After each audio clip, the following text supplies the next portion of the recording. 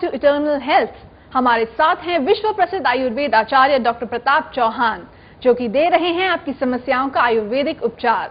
हमें कॉल कीजिए on 012940885152। Doctor साहब, चर्चा को आगे बढ़ाते हैं जी। और आपसे पूछना चाहूंगी सिरोसिस ऑफ लिवर के बारे में। देखिए, सिरोसिस ऑफ लिवर जो है, लिवर डैमेज हो जाता है, ज़्यादातर अल्कोहल या मद्यपान की वजह से इसका जो है बताया गया है।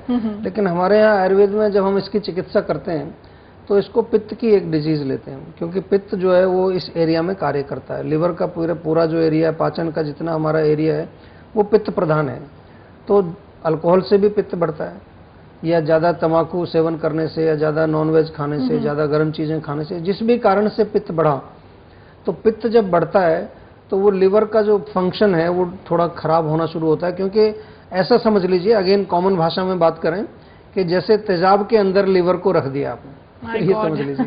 तो उसमें जो अंदर वो उसकी जो अंदर टिश्यूज हैं वो डैमेज होने लगती हैं, जिसको डॉक्टर्स कहते हैं भाई लिवर आपका जो है खत्म हो गया है, इसको ट्रांसप्लांट करना पड़ेगा, निकालना पड़ेगा। उसमें भी बड़ा रिस्क होता है, कोई उसमें इतना बड़े अच्छे चांसेस नहीं होते उसमें जी।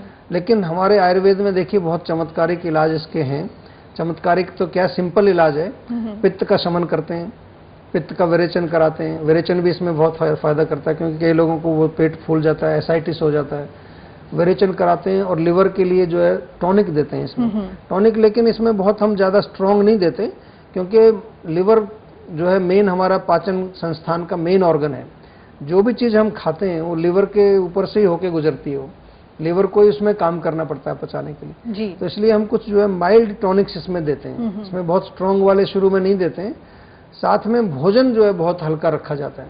तो हमारा पहला गोल ये होता है कि किसी प्रकार से लिवर के अंदर ये जो पित्त बढ़ा हुआ है, जो गर्मी बढ़ गई है वहाँ पर, पहले उसको शांत किया जाए।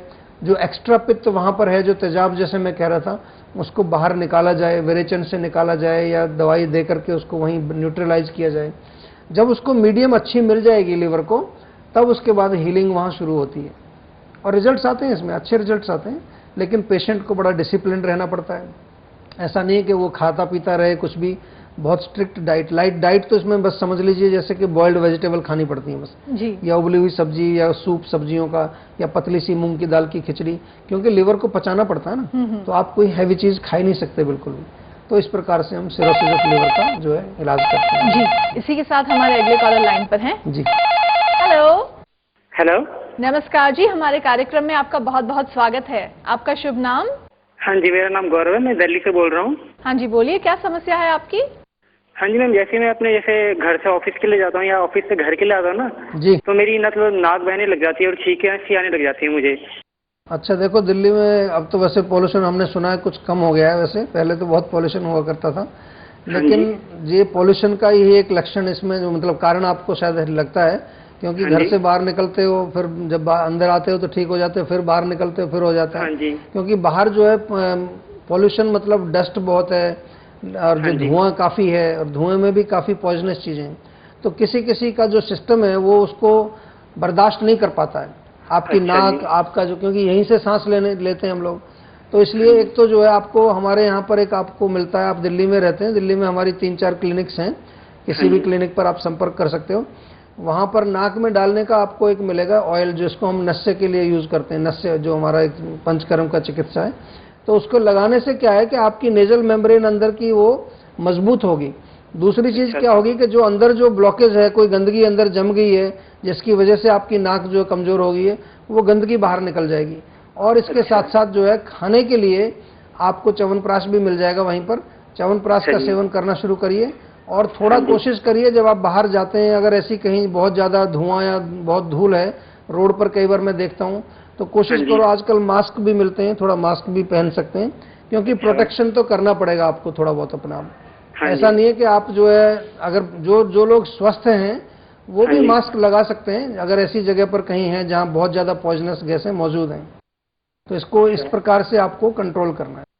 ठीक है जी, okay ma'am, thank you very much. Thank you हमारे कार्यक्रम में फोन करने के लिए, और प्लीज हमारे क्लिनिक पर संपर्क करके इसका सही उपचार लीजिए। Thank you, good bye. Thank you very much. तो डॉक्टर साहब, अब बढ़ते हैं अगले चीज की ओर, द बिग सी, कैंसर। हाँ जी, तो इस पर आयुर्वेद का क्या मानना है? अब स्पेसिफिकली कैंसर की बात करें तो सिंपल सी चीज़ ये समझ में आती है। हम आज बड़ी सिंपल भाषा में बात कर रहे हैं, ज़्यादा टेक्निकल आज हम नहीं कर रहे। पहले हमने टेक्निकल बातें भी की हैं इन बीमारियों के बारे में जी।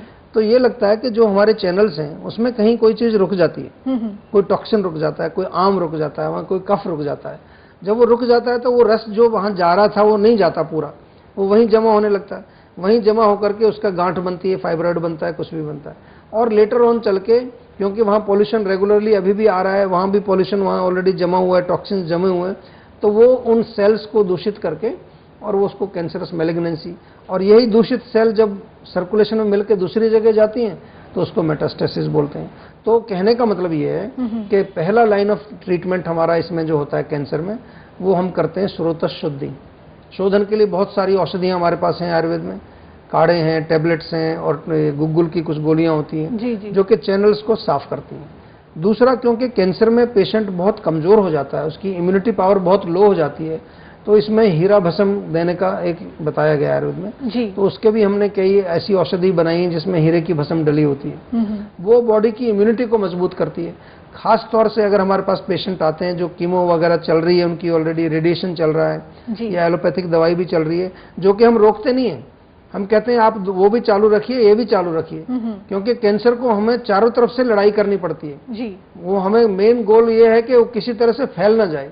तो उधर से भी कुछ फायदा होता है, कुछ इधर से फायदा होता है, कुछ और चीजें हम बताते हैं, लेकिन मेन चीज इसमें जो है ये शोधन, इम्यूनिटी इंक्रीज, और फिर जो है लाक्षणिक सिम्टोमेटिक देखते हैं जी। कि कौन से एरिया में कैंसर है। मान लो यूरिनरी ट्रैक्ट में तो यूरिनरी ट्रैक्ट वाली दवाई दी जाएंगी, डाइजेस्टिव ट्रैक्ट में तो डाइजेस्टिव वाली दी जाएंगी, और खून के अंदर है तो खून वाली दी जाएंगी।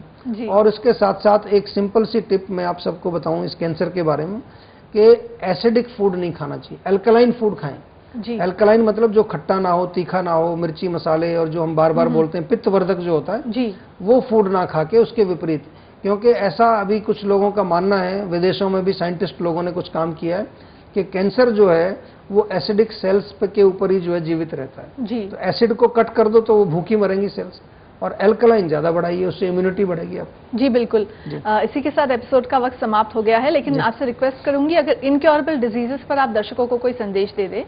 देखिए, जो लोग इन भयानक रोगों से पीड़ित हैं, इनक्योरेबल डिजीज से, उनको मेरा एक ही संदेश है कि पहली बात तो डरने की कोई जरूरत नहीं है, क्योंकि ज्यादातर लोग तो डर की वजह से ही मर जाते हैं। घबरा नाम सुन लिया कैंसर का, बस हो गया काम उसका। तो डरने की कोई जरूरत नहीं है, रोग को समझने की कोशिश करो, अच्छी प्रकार से देखिए प्राण, तेजस, ओजस, स्रोतोदृष्टि, सत्व गुण, आत्मा का लेवल, कौन से लेवल पर क्या प्रॉब्लम है, उसको कैसे सॉल्व किया जाए। और अगर आप ऐसी स्थिति में पहुंच चुके हैं कि जहां पर आपको बिल्कुल ही जो है जवाब मिल गया है, वैद्य ने भी जवाब दे दिया आपको, आयुर्वेदिक डॉक्टर ने कि भी अब कुछ नहीं हो सकता, तो फिर लास्ट में हमारा एक ही फार्मूला बचता है कि याद रखिए, I am soul and I will never die. उसको याद रखना चाहिए कि मैं आत्मा हूं और मैं अमर हूं। तो आत्मा तो कभी मरती नहीं है, तो शरीर है तो दूसरा अच्छा है। ये शरीर जब अब ये बेकार हो गया है तो अच्छा मिलेगा। गाड़ी जब पुरानी हो जाए, कोई आपको कहे कि पुरानी छोड़ दो, मैं तुम्हें नहीं देता हूं, तो खुशी होती है उसमें दुख की क्या बात है। इस प्रकार से ग्रेसफुली हमें इसको ट्रांसफॉर्मेशन को करना चाहिए। बहुत बहुत धन्यवाद डॉक्टर साहब, thank you very much. Thank you ji.